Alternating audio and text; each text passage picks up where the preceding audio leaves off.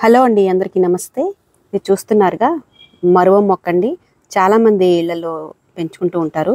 మంచి సువాసన భరితమైనటువంటి ఈ మొక్కని చాలా ఈజీగా గ్రో చేసుకోవచ్చు. ఇలా ఒక ఆకుని తీసుకుని ఇలా నలిపితే మంచి సువాసన అయితే వస్తుంది.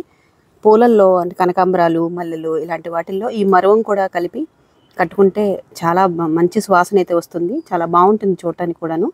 చాలా ఈజీగా గ్రో చేసుకోవచ్చు.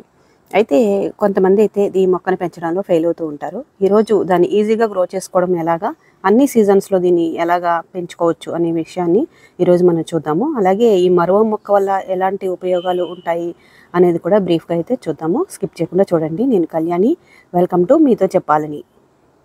మరువ మొక్క పెట్టుకున్నటువంటి పాట్లో నీరు నిలవకుండా చూసుకోవాలి.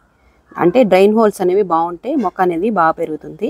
సరిపడినంత నీరు చూసి ఇస్తూ ఉండాలి. వేసవి కాలంలో కూడా ఈ మొక్కని ఈజీగానే పెంచుకోవచ్చండి. అయితే బాగా ఎండలు ఉంటే మా మొక్క అనేది ఎండిపోతుంది కాబట్టి షేడెడ్ ఏరియాలో పెట్టుకున్నా కూడా ఇదైతే సర్వైవ్ అవుతుంది. వర్షాకాలంలో కూడా బాగా ఎక్కువ వర్షాలు ఉన్నప్పుడు ఈ వర్షాల్లో ఈ మొక్కని పెట్టకుండా కొంచెం సెమీ షేడెడ్ ఏరియాలో పెట్టుకుని దీన్ని చూసుకుంటే చాలా బాగా గ్రో అవుతుంది. అసలు ఈ మొక్కని కొనకుండా కొమ్మలతోనే చాలా మొక్కని తయారు చేసుకోవచ్చు.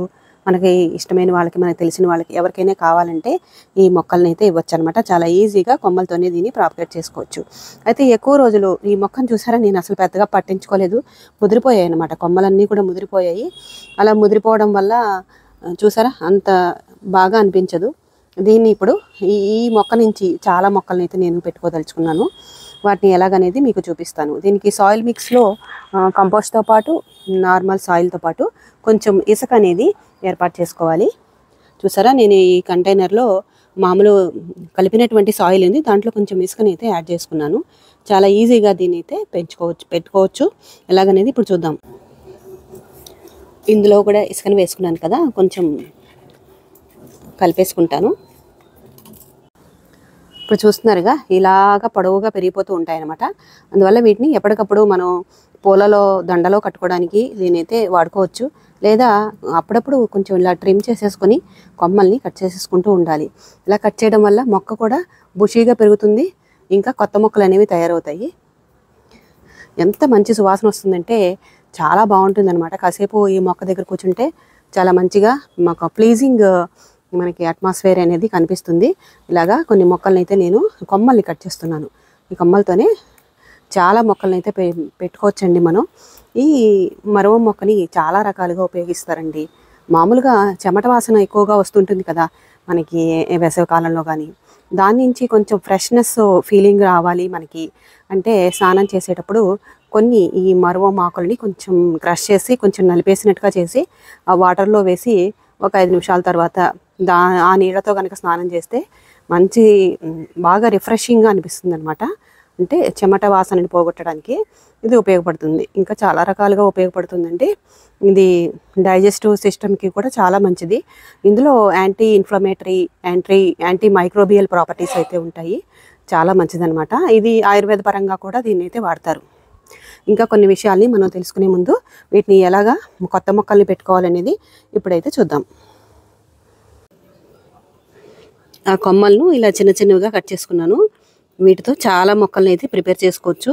ఇక్కడ పాట్లో అయితే సాయిల్ మిక్స్ అనేది పెట్టుకున్నాను కదా, ఏం లేదు, ఇలా దీన్ని కొంచెం కింద ఆకులు తీసేసి ఇలా గుర్చేస్తే సరిపోతుందండి.